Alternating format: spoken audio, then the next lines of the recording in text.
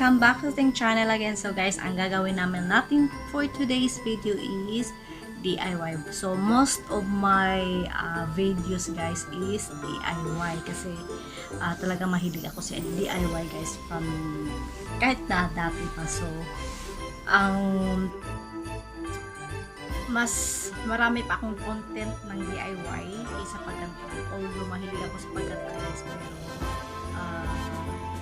mas ako sa kasi it's Christmas time, so kailangan na nating magsimula na mag-decorate. So ang ituturo ko sa inyo guys, ang i-share ko sa inyo guys is paano tayo makasave, kasi ako guys is hindi naman sa namamahalan ako sa isang bagay, pero parang mas happy ako pag ako yung, alam mo yung happy ako pag ako yung kagawa, o parang lalo na pag yung result, kasi pag tumitingin kasi ako guys sa mga decoration, kasi mahilig ako sa decoration, so mga sa bahay, mahilig ako sa mga ganyan. So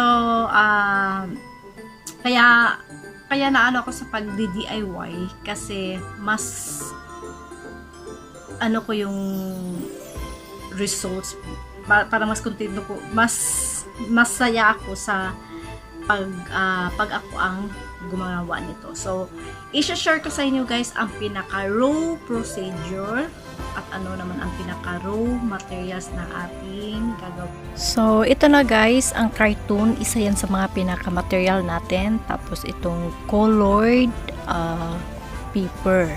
So ito naman guys, ito na yung pinaka finished product ng cartoon. So this is actually a thick cartoon. So see, naano na siya kasi dinikit ko na to before.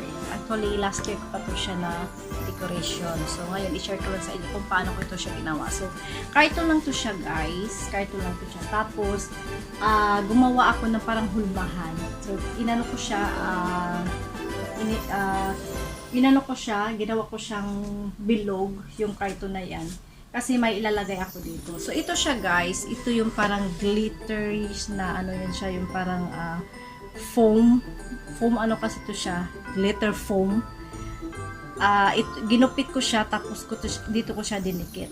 So ito naman siya, ito yung thread, yung thread siya. So nilagay ko yan dyan para maganda naman siya tingnan, yung pinaka-lining ko. So ito siya guys, actually ito yung alam mo yung pangdikit sa mga pintuan, kasi diba tingnan mo mayroon siyang hole, so may butas siya. So actually may thread to, tinanggal ko siya and then pinagdikit ko dito para maganda naman siya tingnan. So ito dinikit ko to siya, tapos ito yung pinakaano niya, tapos andito na talaga yan siya. So ito naman is, kaya ako bumili nito para para mag-match nito. Para mag-match to siya. Kaya bumili ako nitong foam glitters na to. So nabibili to siya guys sa mga, ewan ko lang kung meron yan dyan sa Pilipinas. So nabibili to siya sa mga stationery stores or mga school supplies. Makakabili kayo ng ganito. Tapos meron din kasi dito siya adhesive. So hindi mo na siya kailangan lagyan ng glue. So idikit mo na lang siya. So bali maganda din pag adhesive guys yung bibilhin nyo, kasi smooth yung niya, yung kanyang pagkadikit. Wala siyang bukol. So yan lang yan guys. Kumbaga ito naman, ito yung Manila paper ito na may kulay. So dinikit ko yan siya dyan.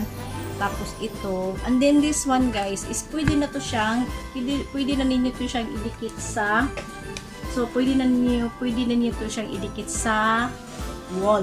Ang pinaka-raw material dito is nilagyan ko kasi ito siya ng stick glue, kaya nilagyan ko siya.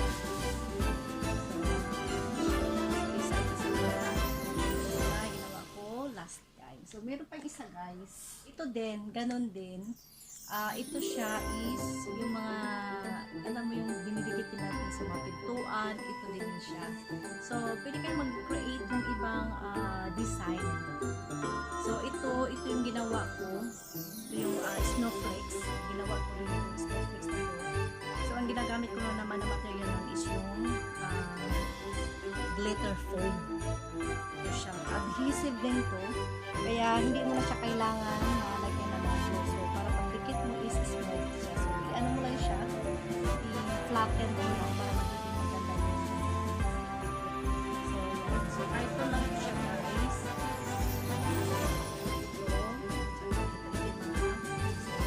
Itong decoration nito is made out of thick.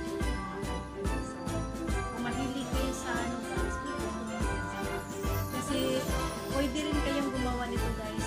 So, styrofoam. Mas maganda ang styrofoam kasi hindi mo siya i-use. Kasi kung kahit flat na siya. So, ito naman. So, yun, same thing. Nag-ano ako. Inano ko lang siya. Ginawa ko lang siyang below. So, ito ready na to siya ilagay sa pintuan o sa sala ninyo. So, mas mapipil. Tapos, mas ano ka pa, satisfied ka pa sa naging result ng DIY.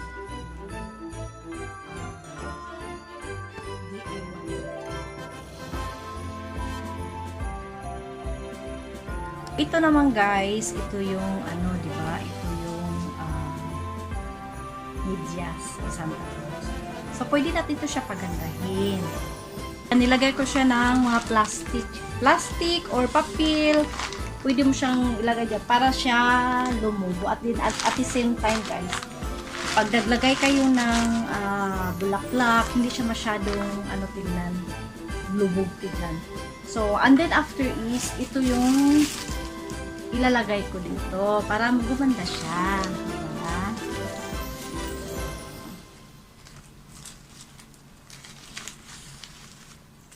So, pwede kayo magdagdag ng bulaklak actually. So, ganito siya. Ayan. Tapos, i-ano nyo lang siya. Ayusin nyo lang. Tapos, pwede nyo siyang lagyan. Tapos, yung hagdanan guys, or kahit sa inyo to pwede ilagay. Pwede nyo to ilagay sa sa sala. Ganyan lang siya. Para gumanda na yan. Tapos, nilagyan ko yan siya ng mga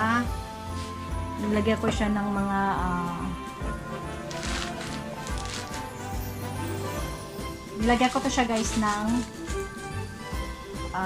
Christmas light para maganda siya. So, ito lang yung pinaka-raw procedure ng aking mga DIY sa ating Christmas. And then after is nilagyan ko siya ng mga add-on na lang yung mga Santa Claus, yung mga ganyan lang siya guys. So, depende, kayo nang bahala mag-ayon nito. Kung gusto niyo magdagdag ng mga bulaklak, kung gusto niyo magdagdag ng mga, so it's up to you guys. Para mapaganda. So, this is ready na actually. So, kung i-decorate, ko to siya, i-display ko to siya, kailangan ko muna to siyang ayusin. Pero ito yung pinaka-raw materials ng ating, or raw procedure ng ating DIY. Tapos, idagdag nyo lang dito sa Santa Claus. Kasi ito sa Santa Claus guys, ito is pwede dito siyang paupuin. Ganyan. So, pwede mo siyang paupuin. So, pwede mo to siyang ilagay kahit saan. Okay lang si Santa Claus dyan. So, yan lang guys. And, maraming salamat uli at may naibahagi na naman po ako sa inyong video sa mga DIY. So, sa susunod guys is may ipapakita pa akong mga DIY sa inyo para naman is may matutunan kayo. And again guys, ang pag-DIY is a big sa atin yan kasi hindi na tayong, kung kaya mo naman gawin, why not? So, you don't need to spend money again para bumili. Kung kaya mo naman, gawin mo. Kasi ako, again guys, mahilig ako magputing-ting. So, kumbaga, pag may makikita ako guys na nagustuhan ko, nag-ano na yung utak ko niyan kung paano ko yan siya gawin. Again guys, thank you again and see you again on my next video. And Merry Christmas to everyone and stay safe and happy lang. Happy lang. Thank you. Bye-bye.